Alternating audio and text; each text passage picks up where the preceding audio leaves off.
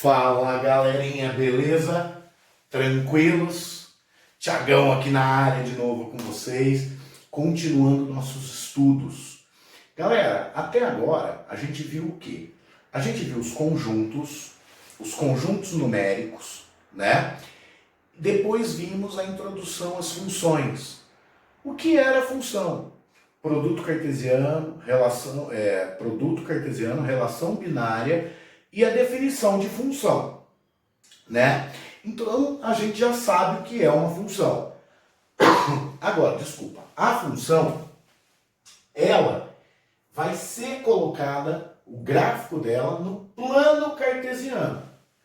E o que é o plano cartesiano? Plano, duas dimensões, x e y, certo? Como o plano da lousa, eu tenho o x e perpendicular a ele o y, onde no ponto de encontro deles eu tenho o ponto 0, 0, onde o x vale 0 e o y vale 0, ok? Então eu tenho aqui o meu plano cartesiano. Beleza. Coloquei alguns valores, aí o plano é infinito, né? Então ele vai infinito para lá, infinito para cá, infinito para lá, infinito para baixo. Ok? E aí, galera, a gente pode começar a brincar com isso. Por exemplo, o que significa esse 1, 2, 3, 4, 5 aqui no x? A distância que ele está do zero para o lado direito. Então, esse 1 está a distância de 1. O 5 está a distância de 5 do zero, da origem. E para o lado de cá a mesma coisa, só que ele está o quê? Para o lado negativo. Então ele está à distância de 1 aqui, só que para o lado negativo. Ele está à distância de 5, só que para o lado negativo.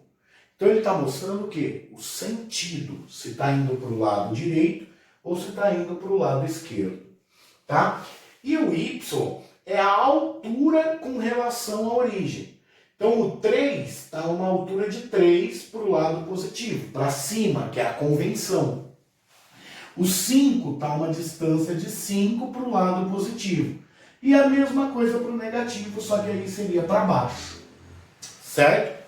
Legal. Agora, vamos falar um pouco dos sinais. Olha aqui, ó. O x, aonde que ele é positivo? Ele é positivo para lá, não é? Então ele é positivo aqui e positivo aqui. E aí o x é negativo para cá e negativo para cá. Então se você dividir isso em quadrantes, esse daqui seria o primeiro quadrante. Esse seria o segundo quadrante. Esse seria o terceiro quadrante e aqui seria o quarto quadrante. Ok? Mantendo fixo esses quadrantes, que eles são fixos. Esse sempre é o primeiro, esse é o segundo, esse é o terceiro, esse é o quarto. Isso não muda. Certo? Então o que acontece? O x ele é positivo no primeiro e no quarto quadrante, para lá. Porque aqui estão os números positivos do x. E para o lado de cá, que são os números negativos, o x é negativo. Acho que é tranquilo entender isso daí. Certo? Agora, o y. Aonde que o y é positivo? Para cima. Então ele é positivo aqui e ele é negativo aqui para baixo. Certo? Acho que não tem maiores problemas com relação a isso daí. Ok? Agora, galera, vamos marcar um ponto aqui, ó. O ponto 4 e 3, por exemplo. Ó, o ponto x igual a 4, y igual a 3. Certo? Ok? E eu vou pôr ele genérico. Vou pôr ele como uma x e uma coordenada y. Então eu tenho o ponto xy. Só que no meu exemplo, o x está valendo 4, o y valendo 3. Ótimo? Legal.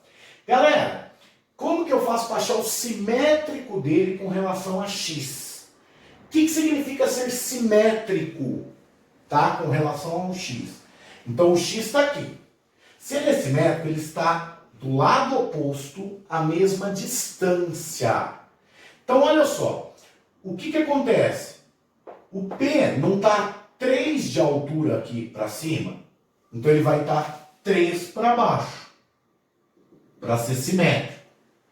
E ele vai continuar no 4. É como se fosse um espelho, tá? Então esse ponto aqui, P', é o simétrico de P com relação ao eixo X, tá? Simétrico de P com relação ao eixo X. E olha as coordenadas dele. A coordenada X continua igual, era 4. A coordenada Y passou a ser menos 3, e antes era 3. Então, ele ficou um ponto X menos Y. Ou seja, para você achar o simétrico de P com relação ao eixo X, basta trocar o sinal da coordenada Y. Beleza? Agora, se eu quiser fazer o simétrico de P com relação ao Y, bom, se ele está a 4 de distância para o lado positivo da origem, ele vai estar a 4 de distância para o lado de cá. E vai continuar no 3. Então, esse P, duas linhas aqui, ele é o simétrico de P com relação ao eixo Y. E aí o que aconteceu? Você trocou o sinal da coordenada X e o da Y se manteve. Certo? E você também pode fazer o simétrico com relação à origem. Que aí é o espelho com relação à origem. Ó, esse daqui tá essa distância, vai estar a mesma distância para cá. E esse P, 3 linhas então, vai ser a troca do sinal das duas coordenadas. Tanto da X quanto da Y. Certo? Então eu tenho o simétrico com relação a X, o simétrico com relação a Y e o simétrico com relação à origem disso daí. Ok? Legal? Tá. Mais duas coisinhas. Galera, o que acontece se eu estou pegando o ponto 1, 1, 2, 2, 3, 3, menos 1, menos 1, menos 2, menos 2. Você concorda comigo que eu estou pegando aqui uma reta onde a coordenada X é igual à coordenada Y? Então, nessa reta aqui, o Y é igual a X. Certo? Naquela reta ali, sempre o Y é igual a X. E aí, olha só que legal. 1, 2, 2. 3, 3. Certo? O que acontece? O Y é igual ao X. Aqui, por exemplo, iria formar um triângulo retângulo aqui, ó. Vou marcar aqui para você, ó. Ó. Aqui é 3, aqui é 3. É um triângulo retângulo isósceles. Então quer dizer que esse ângulo é de 45 graus. E esse ângulo, então, também vai ser 45 graus. Ou seja, aquela reta Y igual a X, ele está dividindo o ângulo de 92 de 45. Então, isso daqui é chamado de bissetriz dos quadrantes ímpares. Certo? Por quê? Está dividindo ao meio o primeiro e o terceiro quadrante. Certo? E um ponto aqui em cima, então, a coordenada X, se eu chamar de A Y também vai ser A. E essa bissetriz dos quadrantes ímpares, muitas vezes ela é representada assim, ó. B13, bissetriz dos quadrantes 1 e 3. Certo? Então ele falou que está cortando os quadrantes 1 e 3. Você já sabe que é bissetriz, se ele falar que está dividindo ao meio, né? E então você sabe que aquela reta é y igual a x. Sempre y igual a x, a bissetriz dos quadrantes. Ok? Agora, se eu pegar aqui o x menos 1, o y1, o x menos 2, o y2. O x menos 3, o y3. O x igual a 1, o y menos 1. X igual a 2, y menos 2. O que a gente vai ter aqui, gente?